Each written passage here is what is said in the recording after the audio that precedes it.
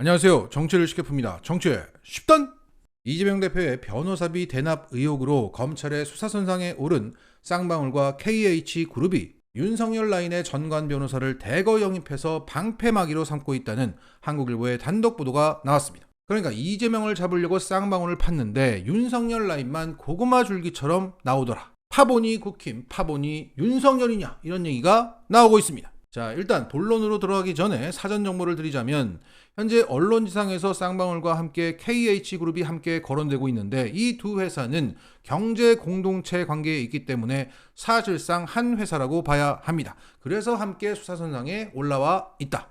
자, 현재 KH그룹 회장의 변호인은 윤석열의 최측근 인사로 꼽히는 박찬호 전 광주지검장입니다. 윤석열이 서울중앙지검장과 검찰총장을 할 때 그는 서울중앙지검의 2차장과 대검의 공공수사부장을 맡으면서 윤석열을 지근거리에서 보좌했던 인물입니다. 그리고 김성태 전 쌍방울그룹 회장의 변호인 역시 특수부 출신의 조재현 전 부산고검장입니다. 이 조재현 검사는 과거 노무현 전 대통령이 검찰에 출석했을 때 우병우와 함께 노 전 대통령을 조사했던 특수통입니다. 자, 이 두 그룹의 회장의 공통점은 모두 해외 도피 중에 있다는 겁니다. 두 회장들은 모두 튀고 그 대신 특수통 친윤 검사들이 국내에 남아서 방패막이 역할을 하고 있는 형국입니다. 그리고 쌍방울 그룹 회장이 해외 도피하기 전에 검찰 수사를 받을 때 윤석열의 최측근이었던 조상준 전 국가정보원 기획조정실장이 그의 변호인으로 활동했다는 얘기가 있습니다. 그리고 윤석열 측근들이 변호인만 활동한 게 아닙니다. 쌍방울 그룹에는 특수부 고위검사 출신 7명, 판사 2명, 치안감 1명이 사회이사로 재직하면서 사법적으로 중무장을 했습니다. 그중 이남석 변호사도 쌍방울의 사회이사입니다. 과거 윤석열이 검찰총장 인사청문회를 받을 때 사고를 친 윤대진의 형 윤우진에게 변호사를 소개시킨 적이 있냐는 것이 쟁점이 되었습니다. 다시 말해 범법자를 비호한 적이 있느냐라는 질문에 윤석열은 변호사를 소개시킨 적이 없다고 발뺌을 했는데 당시 유스타파가 윤석열의 육성 파일을 보도하면서 개망신을 당한 적이 있습니다. 그때 윤석열이 소개해줬던 변호사가 이남석이었는데 그 이남석이 최근까지 쌍방울 사회이사였다가 수사가 본격화가 되기 전에 사임을 했던 겁니다. 그리고 이걸령 변호사도 쌍방울 사회이사였습니다. 이 사람도 대표적인 친윤 라인의 변호사죠. 그가 소속한 법무법인 율우 또한 친윤 로펌이기 때문입니다. 왜냐? 앞서 언급한 조상준 전 국정원 기획조정실장이 그 로펌의 대표 변호사로 있었던 곳이기 때문입니다. 그러니까 이 친윤 로펌에서 쌍방울 사회이사도 해먹고 변호인도 해먹었던 거예요. 대단합니다.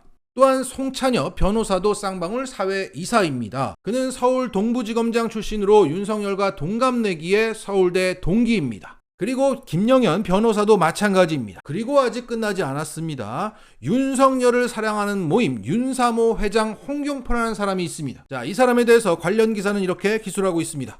홍경표 윤사모 회장도 이 쌍방울 사회이사로 재직 중인 사실이 알려지면서 이른바 윤석열 테마주로 주목받던 회사다. 그런데 이재명과의 전쟁 전에 쌍방울에서 빠졌다. 자, 쌍방울과 KH그룹의 회장단 변호사도 모두 친윤이고 사회이사들도 대부분 친윤이고 더군다나 윤석열 팬클럽 회장까지 사회이사로 재직했던 곳이 바로 쌍방울이었습니다. 이 쌍방울을 수사하는 놈들도 친윤이고 방어한 놈들도 친윤이고 죄다 친윤인 판에서 이재명을 잡겠다고 하는데 여기서 나오는 수사 결과를 도대체 어떻게 믿을 수가 있습니까? 그리고 이것을 다루는 언론들의 행태 또한 어떻습니까?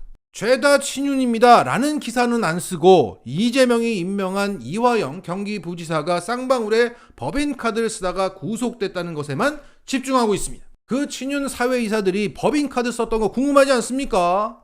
자, 정리하겠습니다. 쌍방울 묻은 친 이재명은 나쁜 놈이고 쌍방울 묻은 친 윤석열은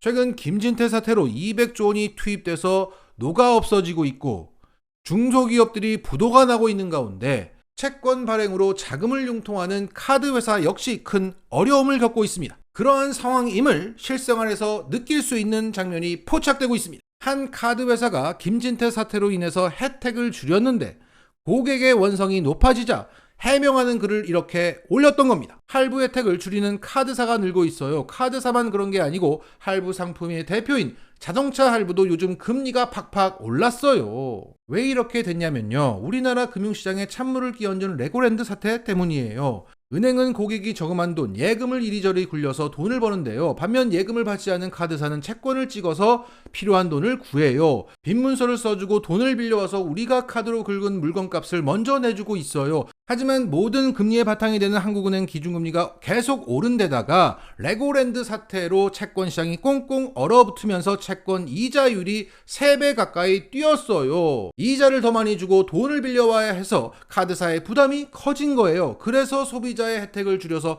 허리띠를 졸라매려는 거고요.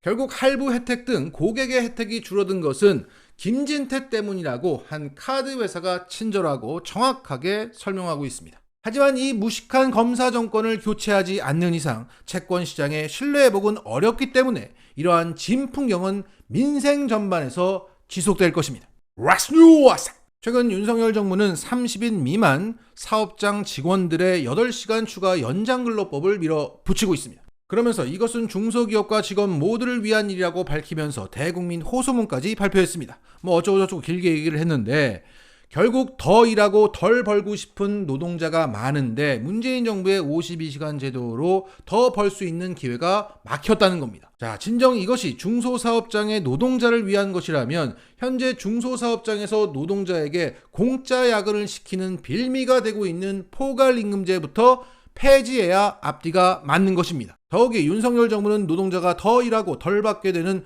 69시간 제도와 주휴수당 폐지를 추진하고 있습니다. 결국 윤석열 정부는 사용자를 위한 제도를 추진하면서 노동자를 위한 제도라고 기만하고 있는 겁니다. 하지만 이것에 직접적인 타격을 받는 20대 노동자들은 윤석열을 좋아한다고 합니다. 어제 박시영 TV에서는 윤석열 지지율 40% 넘은 현상에 대해서 이렇게 분석했습니다. 이직을 했던 20대에서 큰 폭으로 올랐다. 이들은 69시간 제도를 노동시간 증가로 받아들인 게 아니라 연공서열 개혁으로 받아들이고 있다. 여기서 연공서열 개혁이라고 하는 것은 나이 든 사람은 나가 떨어지고 대신 나에게 취업의 기회가 생길 거라 오해하고 있는 겁니다. 자, 이렇게 덜 떨어진 사람들이 많은 가운데 오늘자 스트레이트 여론조사가 주목받고 있습니다. 국힘이 체육관 선거하겠다는 거 잘못했다. 윤석열이 이명박 사면하겠다는 거 잘못했어. 윤석열이 69시간 제도 내놓은 거 잘못했어. 리허설 논란이 있었던 국정과제 점검회의 잘못했어. 그리고 윤석열이 건강보험 보장을 대폭 축소시킨 거 잘못했어 라고 답했습니다. 자, 여기서 이 문재인 케어 폐지에 대해서 60대 이상만이 잘했다고 평가하고 있습니다. 돈 없으면 병원 가지 말고 참다 가라, 이런 정책에 60대 이상이 찬성하고 있다니 정말 이해가 가지 않습니다. 자, 정리하겠습니다. 이 찍들은 전반적으로 지능이 떨어지는 가운데 특히 20대와 60대 이상은 상상 그 이상이다. 마치겠습니다.